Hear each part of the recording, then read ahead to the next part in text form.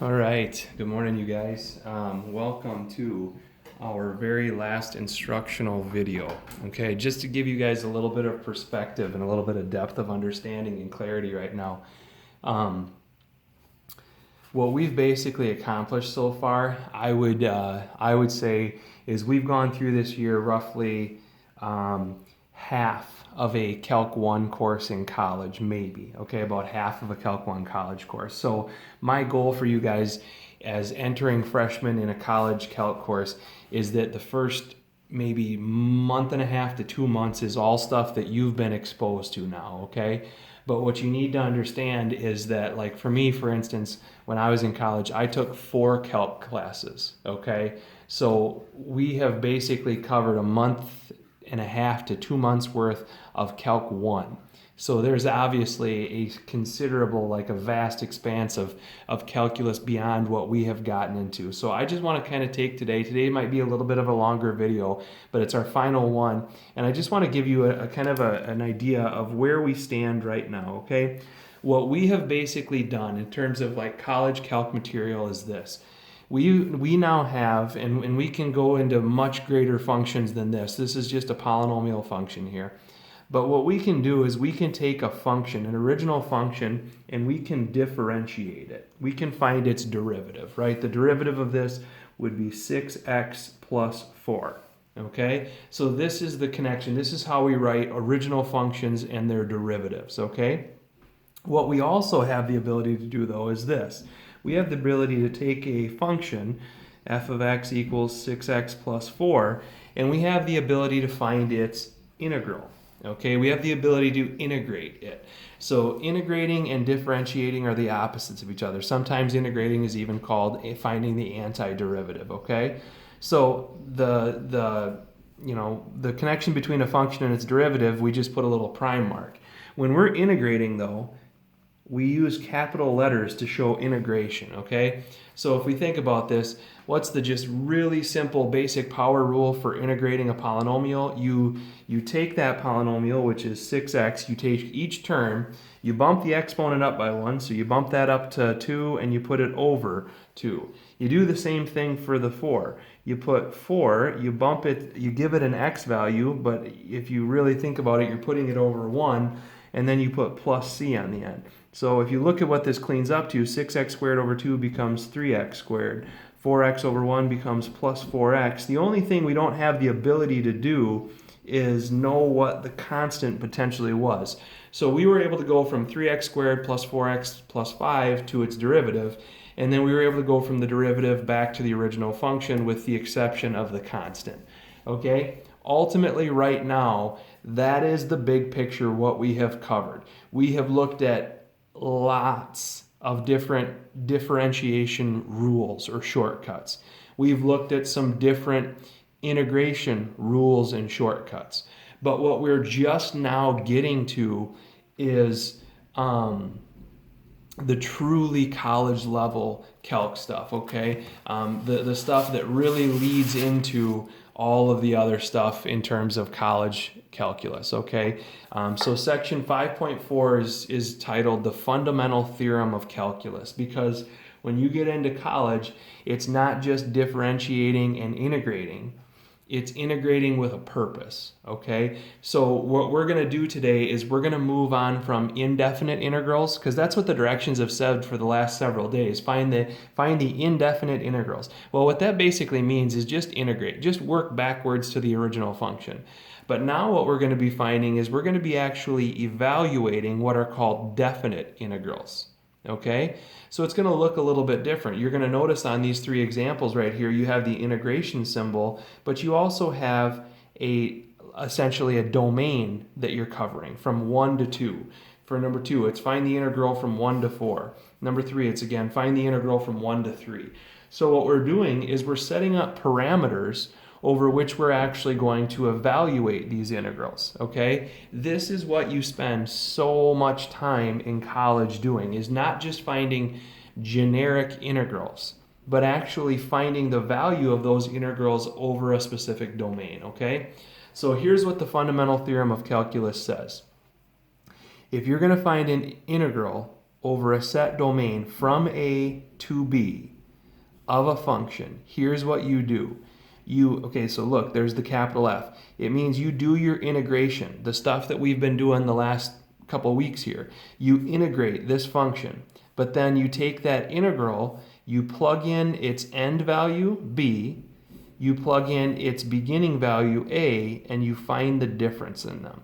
Okay, so in this first example here, I can show you exactly what I mean, because the first example is a really simple thing to integrate. It's just like that one on that last page that I just showed you. It's a polynomial. Polynomials are the easiest things to differentiate, and they're the easiest things to integrate, right? All you do for this is you bump the exponent up by 1 and put that in the denominator as well. So here's what we do.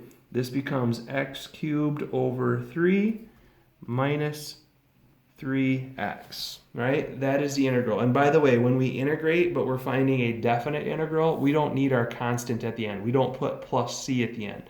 Instead, what we do now is this. Okay, remember, we're trying to integrate this, but we're trying to find the value of the integral over the domain from 1 to 2. So here's what we do.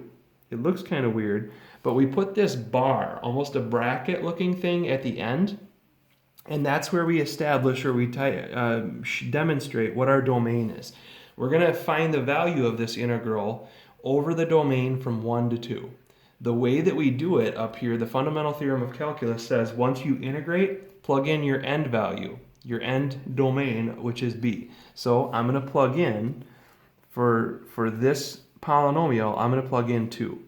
So it's 2 cubed, which is 8 thirds, minus 3 times 2, which is 6. Okay, so I've got 8 thirds minus 6 when I plug in 2. That's the value of the integral for b. Now I need to put a minus sign and evaluate the integral for a. So this becomes 1 third minus 3 when I plug in 1. And now what I do is simply find these and subtract them. What's 8 thirds minus 6? Well, that's 2 and 2 thirds minus 6 is negative 3 and a third. Minus 1 third minus 3 is negative 2 and 2 thirds. Same change. It becomes adding negative 3 and a third plus 2 thirds is going to be equal to negative, let's see here, 2 thirds. Okay, that is the value of this definite integral. Now, this number right here represents something very important, but I'm going to leave that to your college calc professors to explain to you what that number actually means. All we're focused on, or our primary focus, is on terminology and basic skills right now, okay? So again, I want to show you how we find definite integrals, and it's all this fundamental theorem of calculus, okay? So here we go. First thing we need to do with this one is we need to rewrite this so it's a true polynomial form. So basically all we would do to this is we would rewrite it as 3 and then x to the 1/2 power, okay? All right, so this is what I now need to integrate. So all we do with this is we take this expression, this is still just a polynomial, it's 3x, bump its exponent up by 1, so this is 3/2, put it over 3/2, and again, we don't even need to put the plus c, we're just going to rewrite this. So we're going to take the 3/2, we're going to rewrite it out front as the reciprocal, so 2 over 3 times 3x to the 3/2, the 3's cancel, you're left with 2x to the 3/2 power, but this is again where we write that bracket. We have now integrated 3x to the 1/2, but now we need to evaluate its integral over the span from 4 to 1, okay? So here's where we basically plug in 4 for x, and then we subtract whatever we get when we plug in 1 for x. So the easy one is going to be this one right here. When you plug in 1 raised to any power, fraction or not, is just 1. So this is 1 times 2, which is 2.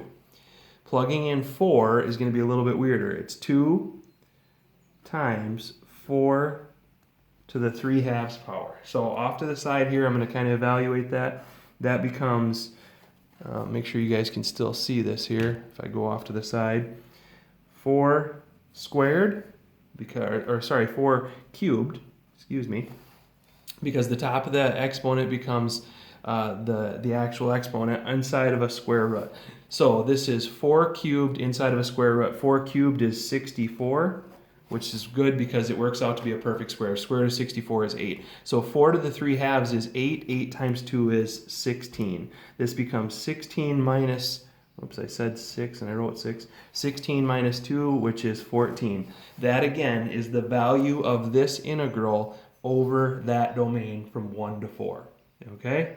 So again, these numbers are very important, but we're not going to obviously get to the point where we really start looking at what do those numbers represent, okay? So on today's assignment, you're going to see a lot of polynomials. You're going to be seeing functions or expressions that can be rewritten as polynomials. You might have to break apart compound fractions using the butterfly method, and you are going to see some e's. So you got to remember, when you're integrating e, you have to focus on its exponent, which is 1 minus x, and you have to be able to make sure that its derivative is part of the function. So what is the derivative of the exponent? It's negative 1. The fact that this does not have a negative 1 in it means we need to put a negative 1 in it. Remember, with e, it's easy. You just put whatever the derivative is missing, you put it in the problem. So for this one, all I have to do is I have to rewrite this with a negative 1 in it. So it's actually negative e, just slide it down here, it's actually negative e to the 1 minus x power that we're going to integrate with respect to x. Okay? And as long as that's in there, it is its own derivative. So, or excuse me, its own integral as well. So it is its own integral. It's negative e to the 1 minus x, but we now have to evaluate that for the span from 1 to 2. So we need to plug in 2 and we need to plug in 1, and we need to find the difference between them, okay? So here it is. This becomes negative e. When you plug in 2, 1 minus 2 is negative 1. That's something that's going to go into our calculator, negative e to the negative first power. But then we're going to subtract. Think about this. Negative e to the plug in 1, it's 1 minus 1, which is 0 power. So before we even go to our calculator here, anything to the 0 power is 1. So e to the 0 power is 1. Scribble it off because it's not actually there, but there's a negative sign in front of it. So in reality, what's going to happen here is this. We're going to plug in negative e to the negative 1 power. Once we get that on our calculator, these double negatives go to plus 1. That's what we're actually going to evaluate. So I'll show you this here on my calculator. Remember, my e button is behind my natural log button. So second natural log gives me e. Oops, I forgot to put a negative sign in front of it. Negative e raised to the negative first power is that, plus 1 is the decimal 0.6321. So approximately, I should say, 0.6321. Okay? So again, definite integrals is basically integrating with a purpose. You're not just finding the original function, but you're finding the original function's value over a specific domain. Okay? So we may have some questions. We'll probably need one kind of final clarification video tomorrow morning. But ultimately, the assignment itself, this is all just getting you guys to the point where I feel really good about what you've been exposed to at the high school level, okay? I've told you guys this throughout the course of the year, but my main goal for you guys as high school algebra students is that you never experience that like sheer terror that I felt my first week in a college Calc course, right? I felt like I was in the wrong room. I had no idea what the professor was even talking about. I had never heard the word limits, derivatives, integrals, differentiation, integration, any of that stuff, okay? You guys are so far ahead now, having been exposed to this at the high school level. So the assignment, I'm not too worried about it. Don't kill yourselves over this last assignment, right? It's not a huge deal. But if you want to go through, get the assignment done, great. Get it partially done. See where you get really bogged down. and shoot me an email. I'll send out another clarification video tomorrow so you can see a couple more of these worked out. But grand scheme of things, one assignment is not a huge deal necessarily. I'm just appreciative that most of you guys have not packed it in, and you're continuing to put yourself in a good position for next year. So that'll wrap things up for today, effectively wrapping things up for the school year. Do as much as you can or want with the assignment, but let me know if there's specific problems you'd like me to show you tomorrow morning on the clarification video.